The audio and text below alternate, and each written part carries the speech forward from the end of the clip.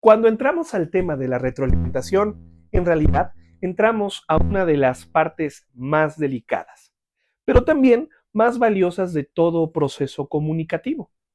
Porque comunicar no es solamente emitir un mensaje y retirarse.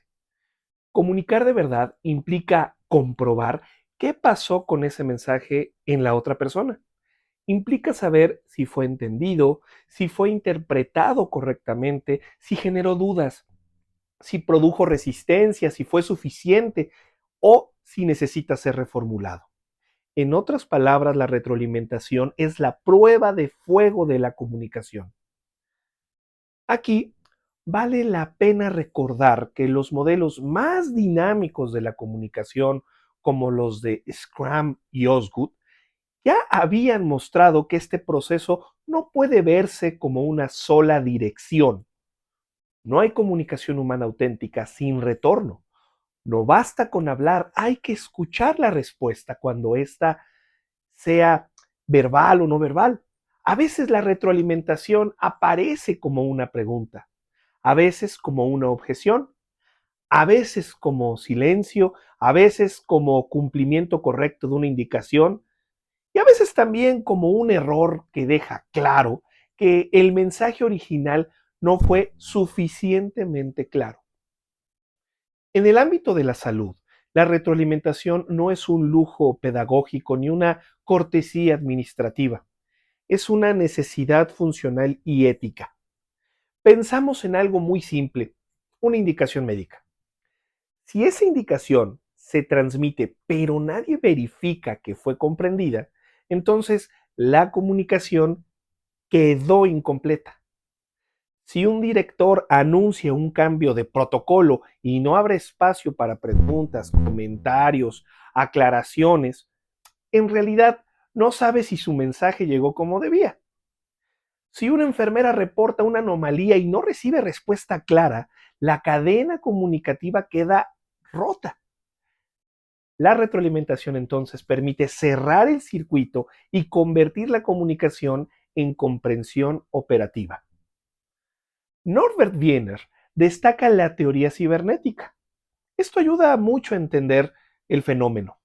Él explicaba que los sistemas pueden regularse adecuadamente si reciben información de retorno. Es decir, un sistema sin retroalimentación pierde capacidad de tener correcciones. Y si trasladamos esto a un mundo hospitalario, la idea es potentísima. Una organización de salud que no escucha lo que vuelve desde abajo, desde los equipos, desde los pacientes, desde los errores cotidianos, termina quedándose ciega frente a sus propias fallas. Dicho de manera más sencilla, una institución que no recibe retroalimentación no aprende y una institución que no aprende empieza a repetir sus problemas. Chris Argyris y Donald Scone también aportan una reflexión muy valiosa, especialmente cuando hablan del aprendizaje organizacional. Ellos distinguen entre corregir errores superficiales y revisar de fondo los supuestos que están produciendo esos errores. Esto es fundamental en salud, porque a veces la retroalimentación se usa de forma muy pobre, solo para corregir a una persona, señalar una omisión o resolver lo urgente. Pero la retroalimentación bien entendida debería ir más allá. Debería permitir que la organización se pregunte ¿por qué ocurrió una falla? ¿Qué barreras existían? ¿Qué se asumió incorrectamente? ¿Qué parte del sistema necesita ajustarse? Vista así, la retroalimentación no humilla, mejora, no castiga, enseña, no reduce al individuo a su error, convierte este en oportunidad de aprendizaje institucional. Ahora bien, hay que decir algo importante. No toda retroalimentación es útil solo por el hecho de existir. Puede haber retroalimentación agresiva, humillante, ambigua o tardía. Y en esos casos, en lugar de fortalecer la comunicación, la va deteriorando. Daniel Goleman, desde la inteligencia emocional, ayuda a entender por qué. Una persona no recibe igual un comentario cuando se siente respetada que cuando se siente atacada. En los equipos de salud, donde ya existe presión, agotamiento, alta exigencia, en fin, la forma en que se retroalimenta puede fortalecer la confianza o destruirla. Por eso la retroalimentación efectiva debe ser clara, oportuna, específica, respetuosa, orientada a la mejora. No se trata de decirle sus verdades al otro, sino de ayudarle a ver con precisión qué debe conservar, qué debe ajustar y por qué eso es relevante. También aquí puede entrar Peter Senge, especialmente cuando habla de las organizaciones que aprenden. Él sostiene que las instituciones verdaderamente inteligentes son aquellas que logran convertir la experiencia en reflexión compartida. Y eso no ocurre sin retroalimentación. Un hospital, por ejemplo, que revisa sus procesos, que analiza los incidentes, que escucha al personal, que valora la experiencia del paciente y que genera espacios para conversar sobre lo que funcionó y lo que no, está construyendo aprendizaje organizacional. En cambio, una institución donde nadie puede opinar, donde toda observación se interpreta como ataque o donde la jerarquía sofoca de poco a poco a la voz del equipo, difícilmente podrá mejorar de manera sostenida. En esa misma lógica, la retroalimentación no solo debe ir arriba, buscando la parte inferior, sino que también debe de pensar que solo el jefe retroalimenta como si el resto únicamente tuviera la obligación de obedecer. Eso no debería estar sucediendo. El directivo orienta al equipo, sí lo sabemos, pero también necesita escuchar al resto. El personal operativo puede señalar problemas que la alta dirección no alcanza a ver. Los pacientes y sus familias pueden mostrar fallas que el lenguaje institucional oculta. Los pares también pueden ayudarse mutuamente a mejorar. Cuando la retroalimentación circula solo en una dirección, se vuelve control, se vuelve monólogo. Cuando circula en varias direcciones, se convierte en inteligencia colectiva. Y esto nos lleva de manera natural al siguiente punto. La comunicación eficaz como condición para el logro eficiente de objetivos requiere distinguir dos palabras que a veces se usan como si fueran lo mismo, pero no lo son: eficacia y eficiencia. Desde la teoría administrativa, eficacia tiene que ver con alcanzar los objetivos propuestos. Eficiencia con lograr esos objetivos usando adecuadamente los recursos, el tiempo y el esfuerzo disponibles. Peter Drucker lo resumía de forma muy clara. La eficacia consiste en hacer las cosas correctas, la eficiencia en hacer correctamente las cosas. En salud, ambas dimensiones son indispensables. No basta con alcanzar metas si para lograrlas se desorganiza el equipo, se desperdician recursos o se incrementan riesgos.